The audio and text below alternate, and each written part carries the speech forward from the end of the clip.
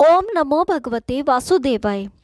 आज हम श्री गर्ग संहिता के वृंदावन खंड का 11वां अध्याय सुनेंगे। इसमें हम सुनेंगे दैनिकासुर का उद्धार। तो आइए शुरू करते हैं।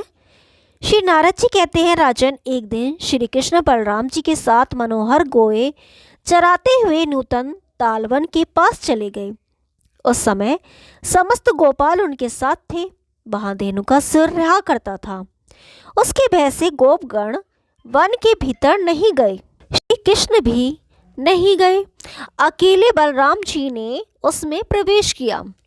अपने नीले वस्त्र को कमर में बांधकर महाबली बलदेव परिपक्व फल लेने के लिए उस वन में विचरने लगे। बलराम जी साक्षात अनंत देव के अवतार हैं। उनका पराक्रम भी अनंत है। अतः दोनों हाथों से ताड़ के वृक्ष को हिलाते और फल समूहों को गिराते हुए वहां निर्भय गर्जना करने लगी। गिरते हुए फलों की आवाज सुनकर वह गर्दभाकार असुर रोष से आग बबूला हो गया।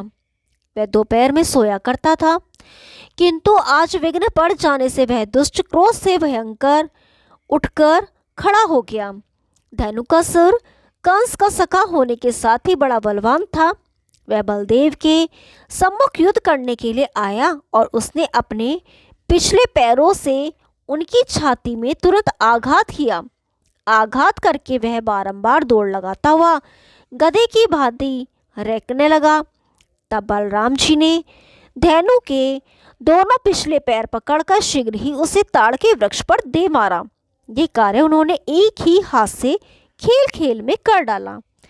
इससे वह ताल वृक्ष स्वयं तो टूट ही गया, गिरते गिरते उसने अपने पार्श्ववर्ती दूसरे हाथ से ताड़ों को भी धराशाही कर दिया। राजेंद्र, वह एक अद्भुत सी बात हुई।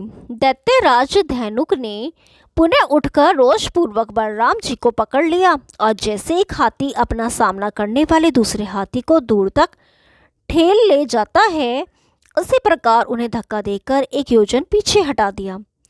तब बलराम जी ने तत्काल धेनुक को पकड़कर घुमाना आरंभ किया और घुमाकर उसे भूतल पर दे मारा। तब उसे मूर्छा आ गई और उसका मस्तक फट गया। तो भी वह क्षण भर में उठकर खड़ा हो गया। उसके शरीर से भयानक क्रोध प्रकट हो रहा था। इसके बाद उस दैत्य ने अपने मस्तक में 4 सिंग प्रकट करके भयानक रूप धारण कर उन तीखे और भयंकर सिंगों से गोपों को खदेड़ना आरंभ किया। गोपों को आगे आगे भागते देख वह मदमत असुर तुरंत ही उनके पीछे दौड़ा। उस समय श्री धामा ने उस पर डंडे से प्रहार किया। सुबल ने उसको मुक्के से मारा। तो कृष्ण ने उस महाबली दैत्य पर पाश से प्रहार किया। अर्जुन ने शेपा से और अंशु ने उस गर्दभाकार दैत्य पर लात से आघात किया। इसके बाद विशाल ऋषभ ने आकर्षकतापूर्वक अपने पैर से और बल से भी उस दैत्य को दबाया। तेजस्वी अर्धचंद देकर उसे पीछे हटाया और वे देवप्रस्थ ने उस असुर के कई तमाचे जड़ दिए। वरुथपन ने उसे विशालकाय गधे को गेंद से मारा। तदंतर श्री कृष्ण ने भी धेनुकासुर को दोनों हाथों से उठाकर घुमाया और तुरंत ही गोवर्धन पर्वत के ऊपर फेंक दिया। श्री कृष्ण के उस प्रहार से धेनुक 2 घड़ी तक मूर्छित पड़ा रहा। फिर उठकर अपने शरीर को कपाता हुआ मुंह फाड़कर आगे बढ़ा और दोनों सींगों से श्री हरि को उठाकर वह दैत्य दौड़कर आकाश में चला गया। आकाश में 1 लाख योजन ऊंचे जाकर उनके साथ युद्ध करने लगा। भगवान श्री कृष्ण ने धेनुकासुर को पकड़कर नीचे भूमि की ओर फेंका। इससे उसकी हड्डियां चूर चूर हो गईं और वह मूर्छित हो गया। तथापि पुनः उठकर अत्यंत भयंकर सिंहनाद करते हुए उसने दोनों सींगों से गोवर्धन पर्वत को उखाड़ लिया और श्री कृष्ण के ऊपर चलाया। श्री कृष्ण ने पर्वत को हाथ से पकड़कर पुनः उसी के मस्तक पर दे मारा। तदंतर उस बलवान दैत्य ने फिर पर्वत को हाथ में ले लिया और श्री कृष्ण के ऊपर फेंका, किंतु श्री कृष्ण ने गोवर्धन को ले जाकर उसके पूर्व स्थान पर रख दिया।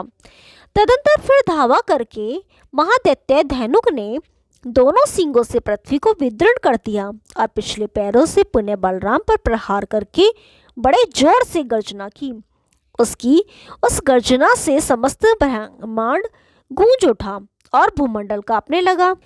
तब महाबली बलदेव ने दोनों हाथों से उसको पकड़ लिया और उसे पृथ्वी पर दे मारा। इससे उसका मस्तक फूट गया और होश हवास जाता रहा। इसके बाद श्री कृष्ण के बड़े भाई ने पुनः दैत्य पर मुक्के से प्रहार किया। उस मुष्टि प्रहार से धेनुकासुर की तत्काल मृत्यु हो गई। उसी समय देवताओं ने वहां नंदनवन के फूल बरसाए। देह से पृथक होकर धेनुक श्याम सुंदर विग्रह धारण कर पुष्पमाला, पीताम्बर तथा वनमाला से समलंकृत देवता हो गया। लाख लाख पार्षद उसकी सेवा में जुट आए। सहस्त्रों ध्वज उसके रथ की शोभा बढ़ाने लगे। सहस्त्रों पहियों की घर घर ध्वनि से युक्त उस रथ में 10,000 घोड़े जुते थे। लाखों चवनों की वहां शोभा हो रही थी। वह रथ अरुण वर्ण का था और अत्यधिक रत्नों से जटित था। उसका विस्तार 1 दिव्य योजन का था। वह मन के समान तीव्र गति से चलने वाला विमान था या रथ बड़ा ही मनोहर था। राजन, उसमें घुंघरों की जाली लगी थी। घंटे और मंजीर बजते थे।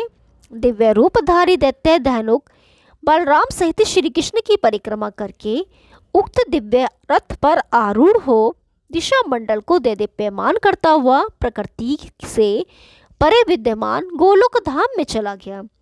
इस प्रकार धेनुक का वध करके बलराम सहित श्री कृष्ण अपना यशोगान करते हुए ग्वाल वालों के साथ व्रज को लौटे।